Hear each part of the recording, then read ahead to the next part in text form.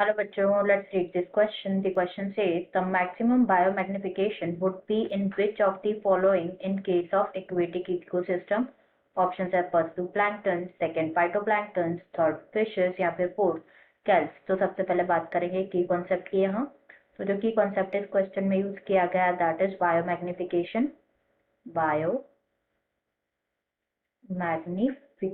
Biomagnification also known as biological magnification. तो क्या होता है बेसिकली कुछ जो टॉक्सिक सब्सटेंस जो कि प्रेजेंट होते हैं इंडस्ट्रियल वेस्ट वाटर में they can undergo biological magnification in the aquatic food chain. तो जो बायोमैग्निफिकेशन है it refers to what? It refers to increase होना in the concentration of increase in concentration of toxicant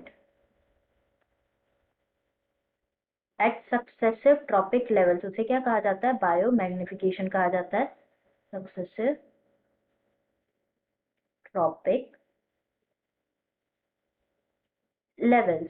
तो ये कब अगर होता है? व्हेन जो टॉक्सिक सब्सटेंस है वो एक्यूमुलेट हो जाता है the body of an organism and ना तो मेटाबोलाइज हो सकता है ना ही एक्सक्रीट हो सकता है. एंड वो क्या होता है? पास ऑन होता है from one trophic level to like higher trophic level तक वो पास ऑन होता है. ये जो फेनोमेनन है ये वेल नोन है for mercury and DDT. DDT stands for what? DDT stands for diphenyl trichloroethane. अगर यहाँ पे हम एक फूड चेन का एग्जांपल देखें तो जो फाइटोप्लैंक्टन है, फाइटोप्लैंक्टन पे डिपेंड होते हैं जूप्लैंक्टन्स पे डिपेंड होते हैं small fishes.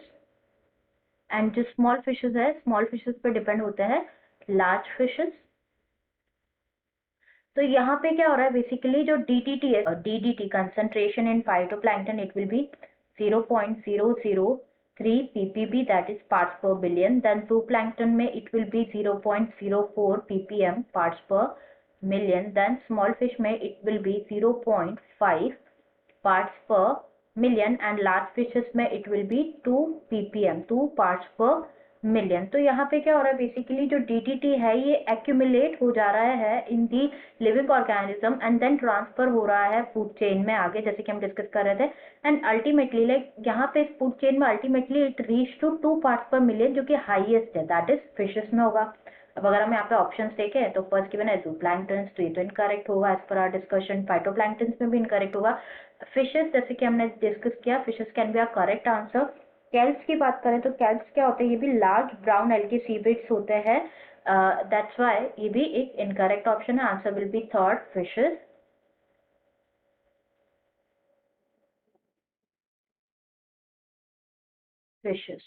I hope you understood it well. Best of luck.